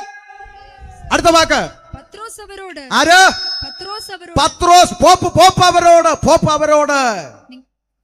നിങ്ങൾ മാനസാന്തരപ്പെട്ട് നിങ്ങളുടെ പാപങ്ങളുടെ മോചനത്തിനായി ഓരോരുത്തൻ യേശുക്രിസ്തുവിന്റെ നാമത്തിൽ സ്നാനമേൽപ്പിൻ. ഇനി നിങ്ങൾ പറ, നിങ്ങൾക്ക് പാപമോചനം വേണമെങ്കിൽ ഓരോരുത്തരും മാനസാന്തരപ്പെട്ട് സ്നാനപ്പെടാൻ ആരാ പറഞ്ഞേ? ഇവിടുത്തെ ഷാരോൺ ചർച്ചാണോ പറഞ്ഞേ? IPC-കാരാണോ പറഞ്ഞേ? ചർച്ച് ഓഫ് ഗോഡുകാരാണോ പറഞ്ഞേ? പെന്തക്കോസ്തുകാരാണോ പറഞ്ഞേ? അല്ല, പോപ്പ് പറഞ്ഞതാ ഞങ്ങൾ ആവർത്തിക്കുന്നത്. ആ മനുഷ്യൻ പറഞ്ഞത് ഇന്നും ഞങ്ങൾ ആവർത്തിക്കുന്നു. നിനക്ക് പാപമോചനം വേണോ? നേർച്ച കാഴ്ച ചെയ്യാനല്ല, തീർത്ഥയാത്ര ചെയ്യാനല്ല, കുരിശം പിടിച്ച് മുട്ടാലൊറഞ്ഞ് തൊലി കളയാനല്ല. പിന്നെ എന്താ പറഞ്ഞത്? നിനക്ക് പാപമോചനം വേണോ? മാനസാന്തരപ്പെട്ട് സ്നാനപ്പെടാൻ. വീട്ടിൽ പുസ്തകം ഉണ്ടെങ്കിൽ എടുത്ത് വായിക്കമ്മാമേ. വഞ്ചിക്കപ്പെട്ടു പോകരുത്, നരകശിക്ഷയിൽ പതിക്കരുത്. ഒരു നാണയത്തുട്ട് കൊടുക്കണ്ട, 1 കിലോമീറ്റർ നടക്കണ്ട, ഒരു മെഴുകുതിരി കത്തിക്കണ്ട. മാനസാന്തരപ്പെട്ടാ മതി, സ്നാനപ്പെട്ടാ മതി. ഇത് തലച്ചോറിൽ കയറിയവരാ, അല്ലാതെ വിദ്യാഭ്യാസം ഇല്ലാത്തവർ ഓടി വന്ന് കയറിയ കൂട്ടമല്ലിത്. ഡിഗ്രി ഉള്ളവരും പോലീസ് ഡിപ്പാർട്ട്മെന്റിലുള്ളവരും രാഷ്ട്രീയ മേഖലയിലുള്ളവരും IAS പഠിച്ചവരും ഡിഗ്രി ഉള്ളവരും ഒക്കെ ഇന്ന് ഈ കൂട്ടത്തിലിരുന്ന് ലജ്ജയില്ലാതെ കൊട്ടിപ്പാടുന്നെങ്കിൽ അതിനൊറ്റ ഉത്തരമേ ഉള്ളൂ.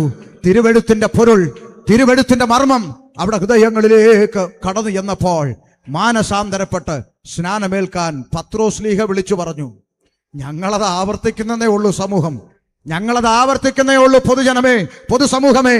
ഞങ്ങൾ ആ മനുഷ്യന്റെ വാക്കുകൾ ദൈവത്തിന്റെ വചനമായി ഹൃദയത്തിൽ ഏറ്റെടുത്ത് ആവർത്തിക്കുന്നു.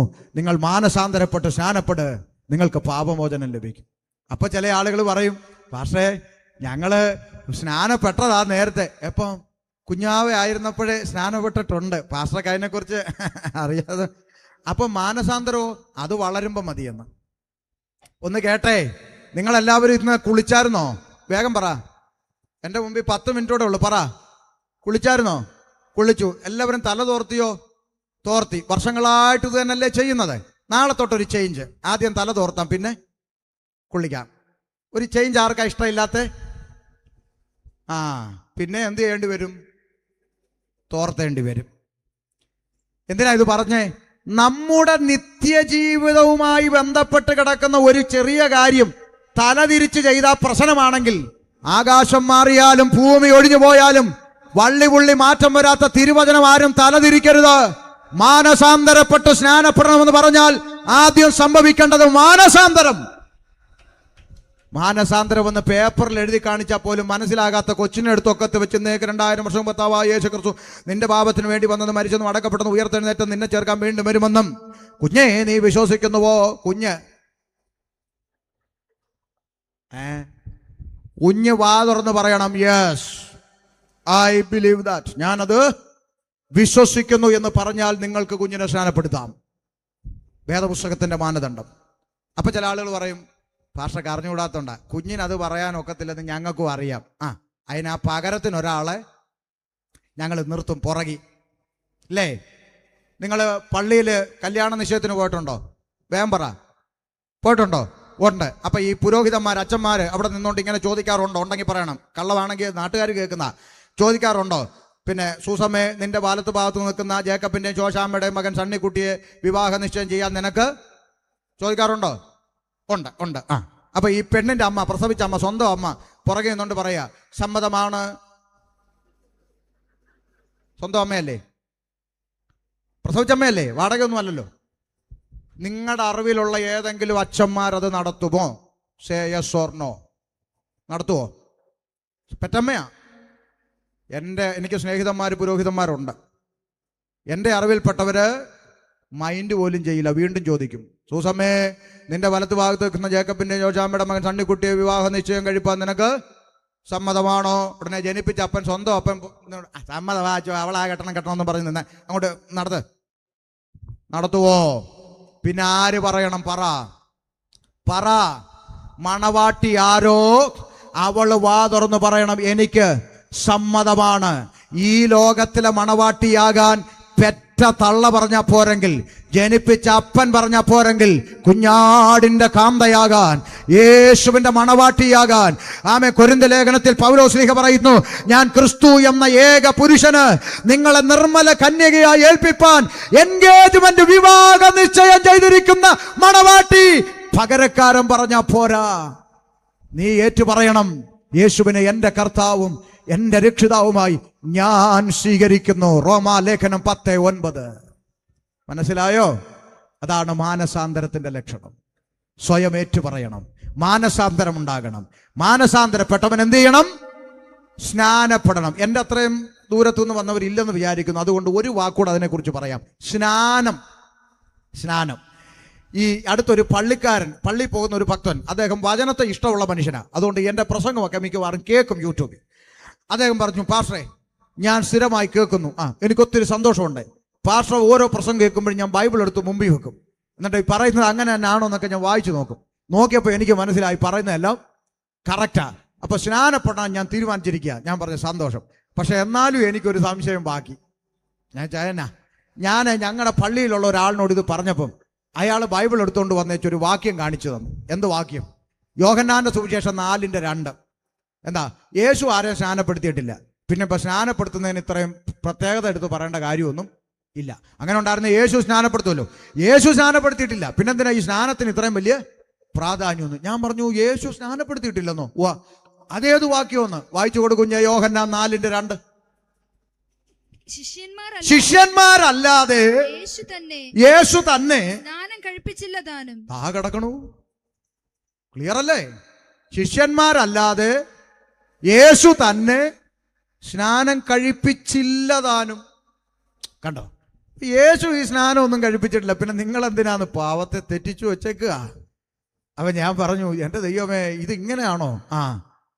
ഞാൻ പറഞ്ഞു ഓക്കെ അച്ഛാ, ഞാൻ തിരിച്ചു വിളിക്കാം.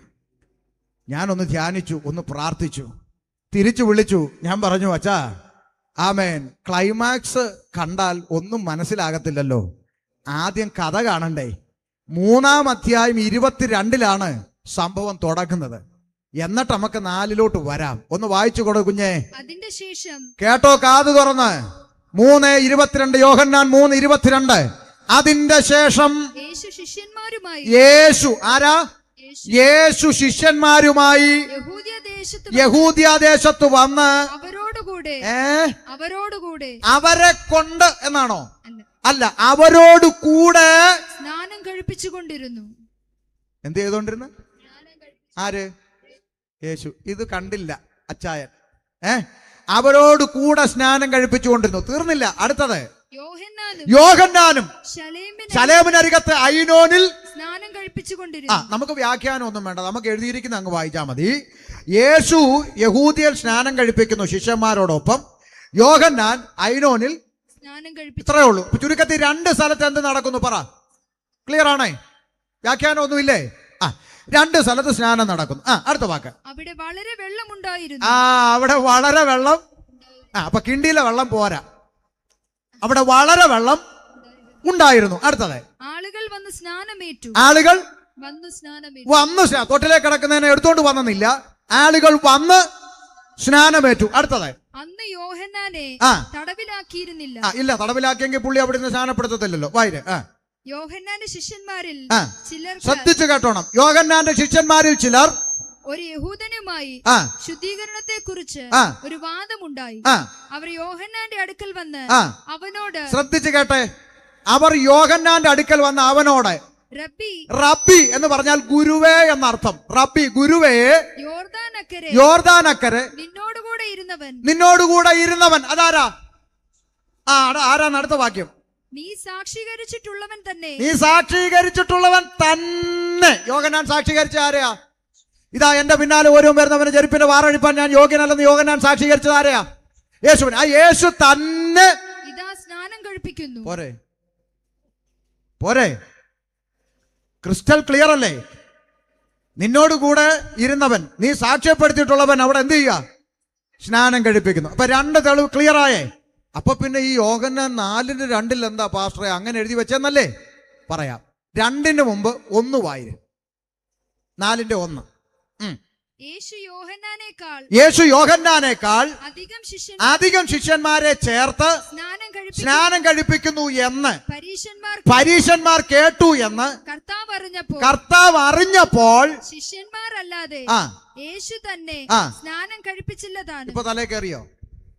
പിടി കിട്ടിയില്ല. ഇനി എന്നെ ശ്രദ്ധിച്ചോ, പിടി കിട്ടാൻ വേണ്ടി ലളിതമായി പറയാൻ പോ. ഇങ്ങോട്ട് നോക്ക്. അവിടെ യേശുവും യോഹന്നാനും, ഇവിടെ മോനിയും ഷമീറും. മനസ്സിലാക്കാൻ വേണ്ടിയാ കേട്ടോ. ഉദാഹരണം, മോനി പാസ്റ്റർ പൂയപ്പള്ളിയിൽ സ്നാനം കഴിപ്പിക്കുന്നു, ഷമീർ പാസ്റ്റർ ആയൂര് സ്നാനം കഴിപ്പിക്കുന്നു. മനസ്സിലാക്കാൻ വേണ്ടിയാ. മോനി പാസ്റ്റർ പൂയപ്പള്ളിയിൽ സ്നാനം കഴിപ്പിക്കുന്നതിനേക്കാൾ കൂടുതൽ ആളുകളെ ഷമീർ കൊല്ലം ആയൂരി സ്നാനപ്പെടുത്തുന്നു എന്ന് അവിടെ പരീക്ഷന്മാരാ, ഇവിടെ മുസ്ലിങ്ങൾ അറിഞ്ഞപ്പോൾ, ഇവിടെ കിട്ടിയോ? അവിടെ ആരറിഞ്ഞപ്പോൾ?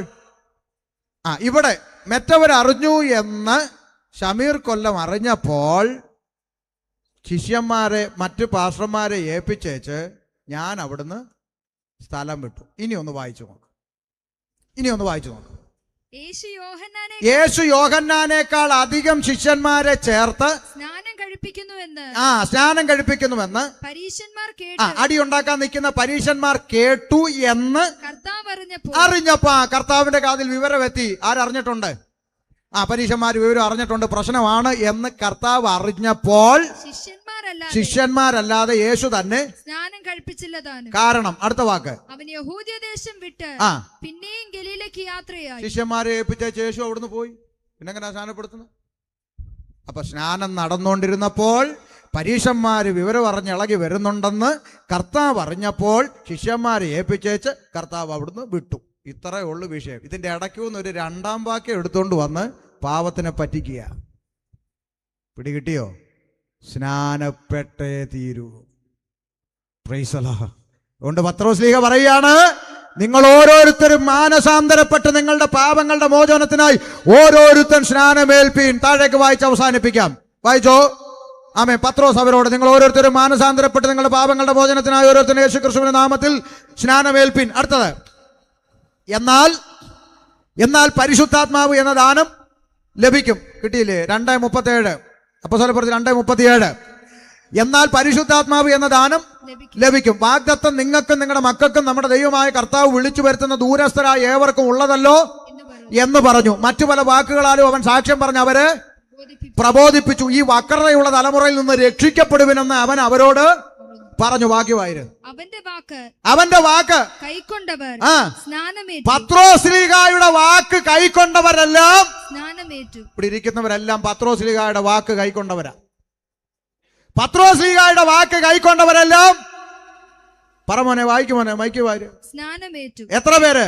അന്ന് 3000-ഓളം പേർ അവരോട് ഒരൊറ്റ പ്രസംഗം 3000-ഓളം പേര് രംഗത്ത് വന്നേച്ച് പറയാ, ഞങ്ങൾക്ക് സ്നാനപ്പെടണം. അങ്ങനെ വളർന്നതാ ദൈവസഭ. ഇതിനകത്ത് ആരെയും പിടിച്ചു കെട്ടിക്കൊണ്ട് വന്നതും വലിച്ചു കെട്ടിക്കൊണ്ട് വന്നതും ബന്ധപ്പെടുത്തിക്കൊണ്ട് വന്നതും നിർബന്ധിച്ചു കൊണ്ടുവന്നതും മതം മാറ്റിയ പരിപാടിയൊന്നും ഇവിടെ ഇല്ല. വചനത്തിന്റെ പൊരുളുകൾ അകത്തേക്ക് ചെന്ന് തറച്ചപ്പോൾ, ഹൃദയത്തിന്റെ അകത്ത് പൊരുളുകളെ തിരിച്ച് പരിശുദ്ധാത്മാവ് ബോധ്യം വരുത്തിയപ്പോൾ എനിക്ക് സ്നാനപ്പെടണം ഭാഷ എന്ന് പറഞ്ഞ് രംഗത്ത് വന്നവരാ പ്രാർത്ഥിക്കുന്ന ദൈവമക്കൾ. ഒറ്റ പ്രസംഗത്തിൽ 3000-ഓളം പേർ രംഗത്ത് വന്ന് പറഞ്ഞു, ഞങ്ങൾക്ക് സ്നാനപ്പെടണം. അടുത്ത വാക്ക്, അവർ അപ്പോസ്തലന്മാരുടെ ഉപദേശം കേട്ടു. അവിടെ ഒരു വാക്കൂടെ പറഞ്ഞ് നമുക്ക് നിർത്താം. ആ സ്നാനപ്പെട്ടവർ എന്ത് ചെയ്തു? അപ്പോസ്തലന്മാരുടെ ഉപദേശം കേട്ടു. അപ്പൊ ഒരു ചോദ്യം, സ്നാനപ്പെട്ടവർക്ക് എന്ത് വേണം? ഏതുപദേശം? അപ്പോസ്തോലിക ഉപദേശം വേണം. ഇത് മനസ്സിലാക്കിക്കോണം. ഇന്ന് ചില ആളുകൾ പറയുന്നത്, അമ്മാമ സ്നാനപ്പെട്ടോ?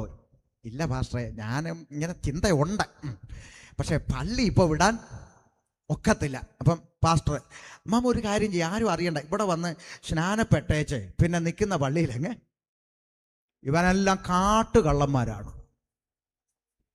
എന്താണ് പിന്നെ അനക്കൊന്നുമില്ലാത്ത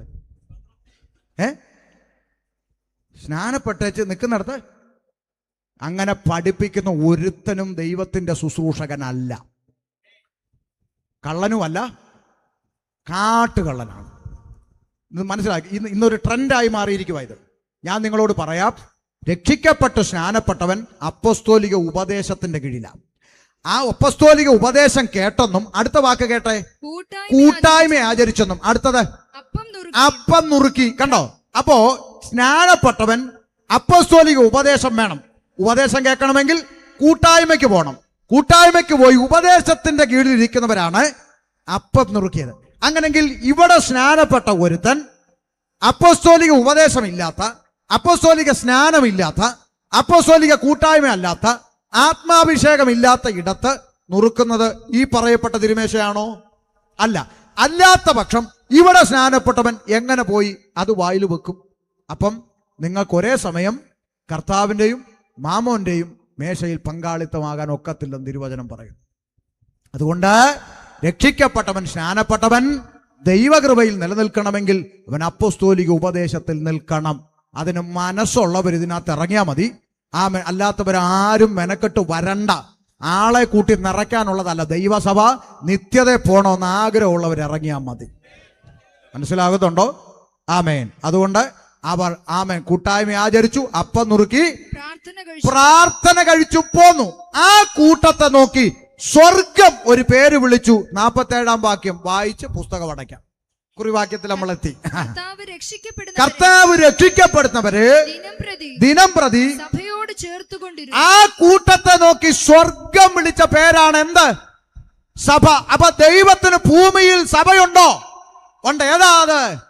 മാനസാന്തരപ്പെട്ട കൂട്ടം, സ്നാനപ്പെട്ട കൂട്ടം, ആത്മനിറവ് പ്രാപിച്ച കൂട്ടം, കൂട്ടായ്മ ആചരിക്കുന്ന കൂട്ടം, അപ്പം നുറുക്കുന്ന കൂട്ടം, പ്രാർത്ഥന കഴിക്കുന്ന കൂട്ടം.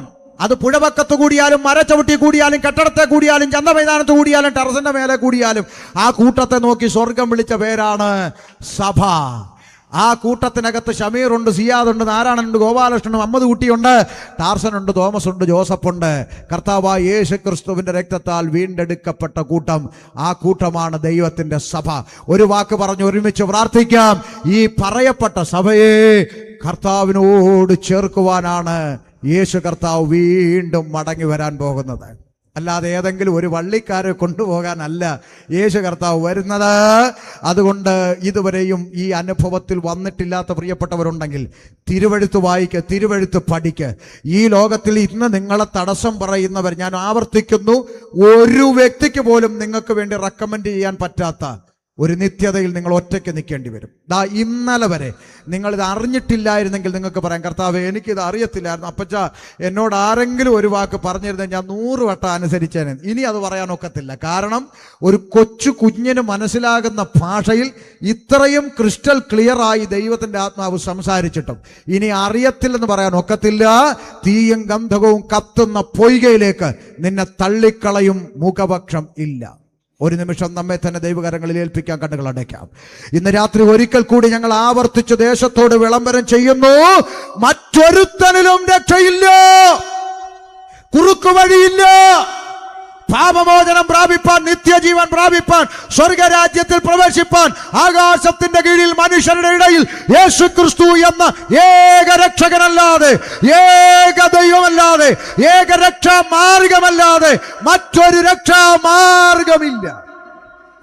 ആകയാൽ ഈ രക്ഷയുടെ സന്ദേശ ഹൃദയത്തിൽ ഏറ്റെടുത്തുകൊണ്ട് രക്ഷിക്കപ്പെട്ട് സ്നാനപ്പെട്ട് പരിശുദ്ധാത്മാവിന്റെ നിറവ് പ്രാപിച്ച് ഒരു നാണയത്തൊട്ട് കൊടുക്കാതെ, 1 കിലോമീറ്റർ നടക്കാതെ, ഒരു മെഴുകുതിരി കത്തിക്കാതെ, ഈ ശബ്ദപരിധിയിൽ നിൽക്കുന്ന നിപ്പിൽ ഇരുന്നു കൊണ്ട് കർത്താവേ എൻ്റെ ഹൃദയത്തിനകത്തേക്ക് അങ്ങ് കടന്നു വരണം. എൻ്റെ പാപത്തിൻ്റെ സകല മ്ലേച്ഛതകളിൽ നിന്നും, സകലവിധമാകുന്ന പാപത്തിൻ്റെ ഇരുട്ടിൽ നിന്നും എന്നെ രക്ഷിച്ച് ആമേൻ ലോകത്തിൻ്റെ വെളിച്ചമായ കർത്താവിൻ്റെ പാതയിലൂടെ വെളിച്ചത്തിൽ നടപ്പാൻ, മരണത്തിൻ്റെ അപ്പുറത്തുള്ള നിത്യജീവനിലേക്ക് പ്രവേശിപ്പാൻ, ആമേൻ രക്ഷിക്കപ്പെട്ട് സ്നാനപ്പെട്ട് കാൺമീൻ നാം ദൈവ മക്കൾ എന്ന് വിളിക്കാനുള്ള പ്രിവിലേജിലേക്ക്, ആ പദവിയിലേക്ക് കടന്നു വരുവാനും ഇന്ന് രാത്രി ഞാൻ എന്നെ തന്നെ സമർപ്പിക്കുന്നു എന്ന് നിൽക്കുന്ന നിപ്പിൽ ഇരുന്നു കൊണ്ട് ഏറ്റു പറയുന്നവർക്ക് ഇന്ന് രാത്രി പാപമോചനം ലഭിക്കും.